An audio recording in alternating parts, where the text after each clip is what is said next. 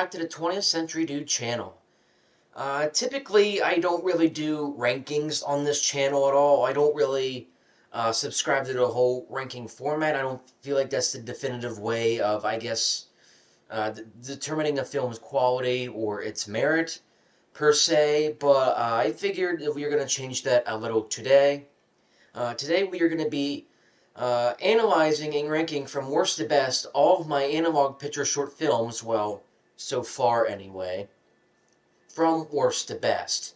This is purely going to be based on my opinion and my thoughts of them, and also sort of based on the quality alone. I did not really factor audience view and participation or any potential comments when I post YouTube or anything like that. It's going to be strictly what I think of each of them. So I think we're honestly at, 11 of them right now. I know I want to do a couple more in the next year or two. So anyway, let's begin.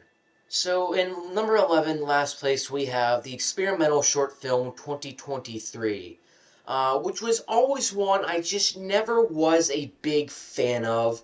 I never really liked my own film, and I think part of the problem was, even though in my senior experimental film course it was very loose, the professor was very loose, we got a lot more time in this film course than what we would have for any other course, honestly.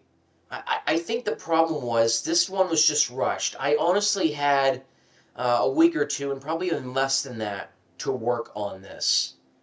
Because I think what happened, I remember 2023, my school year that year, pretty well. I was pretty busy. And it really wasn't with film stuff. It was just every other course I was taking. Like, I had a history minor. I feel like I spent more time and work on the history minor than I actually did in a film majors. So I think it should be the other way around, but here we are. So I really wanted to go big and ambitious with this experimental short, but not really. So this wasn't even a plan B, this was the plan C. And this is what I strung together. He basically called it the professor called it a light show, more than an experimental film, and he's not technically wrong there. You could see it's just hamstrung with random things that happen throughout the year, whether it's something with politics or sports or entertainment or anything else really. That, and you can obviously tell a lot of the like headlines and stuff. And as you can see, all the headlines and stuff, it's all borrowed from the same website. So there's something obvious right there. So yeah, honestly, 2023, not my favorite short film. That's why I kind of disowned it a little. But moving on. Up next at number 10, we have The Asset, and this was the second film for analog pictures that I did, and I kind of put it on the bottom here because honestly, for a narrative, there wasn't really a plot to this. Not a good one I thought I could string together in a way. My family kind of looked at it as like, oh, it's sort of a John Wick, kind of. But again, there's no real story here to connect to. You're basically just following Ashlyn around the whole time for whatever she's doing. That's kind of it. I kind of wanted to like experiment with camera angles mostly with this one, so maybe that's why it came off a little awkward the way it did. At least with the first one, art class, there was more of a story to it. Where this one, there's more of like cinematography to it. And as you can also probably tell in this short, the exposure just kind of really got botched. I didn't have the fancy 4K camera that obviously you can see I'm using right now. I was nowhere near that yet. I had a tiny little camcorder I was working on, a pretty good one, but definitely not of the highest quality I probably could have been working on, but it's what I had at the moment. I didn't have the money to just pay $4,200 for a camera. I had 300 for this little thing, so probably good enough. Really, again, no story. The only way you could really see it meaning anything is because of the fact all the analog picture short films are now confirmed to be in a larger contained universe, sorta. So it's actually a prequel to Art Class and everything else going on. But again, there's a reason I sort of put it near the bottom. And up next we have The Interrogation, and this was the third film I did for Analog Pictures, and this was the only short film I did while I was at Penn State Altoona, which was a branch campus. This was in the introductory film course. The project we had to do at the very end, make a small short film and display our skills. The professor said that mine was the better made one as far as quality goes, which was nice.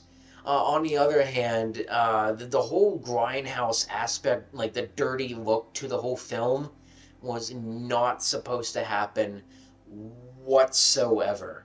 I really just wanted this film to be in a small room, which honestly turned out to be my basement, and I thought I could get away with one light. And I was wrong. Because the one light didn't exactly project or produce good shadows the way I was hoping it would.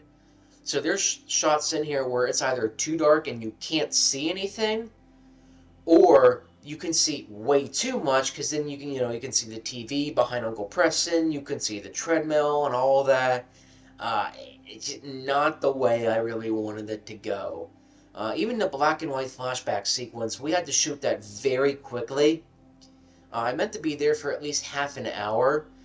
We only ended up being there for about 10 to 12 minutes because there's some strange guy in the alleyway just yelling at himself. So before we could have get into any potential danger, we just, had to wrap it up very quickly and then get out of the street because he was scaring us quite a good bit. So, yep, be careful what street you walk down. So up next we have the Nature in Spring experimental short film. This was the first of the 3 experimental short films I did, and really it's honestly just a nature collage. I don't really mind it all that much, but again, there's not really that much to it. At least here, I sort of made the editing sort of like a pattern. Like you're on a trail and then it cuts to something, and then you walk back on the trail and then it cuts to something. That way I can, stylize it at least somewhat. But then again, it's really nothing more than a nature collage outside at 2 outdoor parks, so there you go. And up next we have Art Class Part 2, which is the most recent art class film, and it's the most recent of the Analog Pictures canon. I would have put this one way higher. I think the problem is, I feel like I'm just going to remember this film for its shortcomings than anything else, unfortunately, because it seemed like almost nothing from when I started shooting it to editing it. Nothing really seemed to work out the way I wanted it to. It ended up being a Frankenstein's monster of a project, unfortunately, but here we are. I think between technology and getting actors and their schedules to just work, it just really did not work the way I wanted it to, which is really, really unfortunate. So I would have put it higher, but unfortunately I had to put it lower. Now, there was a family member that did like this more than the first one. That's fine, but I don't typically regard this as the sequel that's superior to the first one. As you can also tell if you watched Art Class Part 2, this is the one that confirmed that pretty much every one of these short films, well, except for 2023, of course, because, I disowned it. Every single one of these films is now part of a larger connected universe. And even things like the Star Pilot, it's like, well, how'd you do that? Well, I had a clever way of fitting that in, so don't worry about that. So there really is a lot of now connectivity between each of the short films. You could even call Art Class 2 even Dandelions 2 with how strict that follows. Dandelions, you could even throw Devil Drinks Decaf in here with how well that is put into the universe. It's even a prequel to the Kleptomaniac short film if you really think about it too.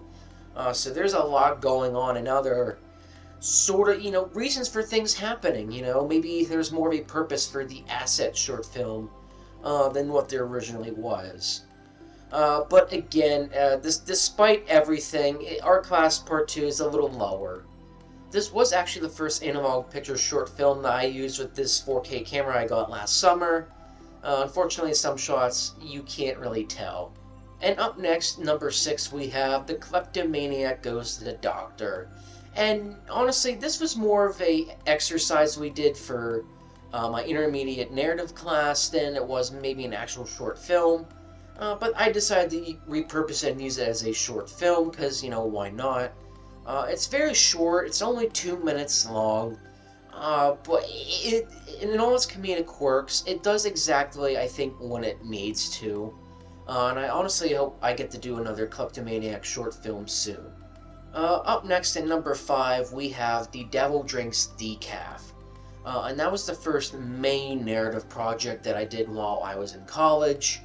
I can understand some people's complaints about it. It does kind of abruptly end. The comedian Jack doesn't exactly learn his lesson at all. Again, it kind of just abruptly ends, so I think maybe we can infer from that ending that, he did sell his soul to the devil in a way. And there are annoying things like the mirrors when we're in the restaurant. But other than that, I'm pretty okay with this one. And up next we have the Star Pilot, which any other short film I would have put down lower because, well, there were a lot of, I guess, special effects mistakes that you may or may not have noticed in this film. But I think for the novelty of it, I decided to, give it more of a chance to put it higher on the list.